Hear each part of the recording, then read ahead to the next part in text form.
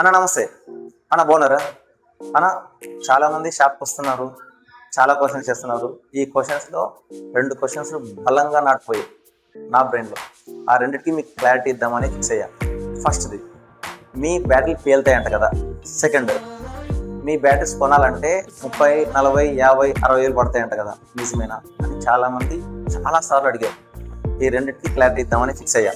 ఫస్ట్ది, పేలుతాయంట కదా. 1% కూడా పేలవు. ఎందుకంటే ఇవి గ్రాఫెన్ బ్యాటరీస్.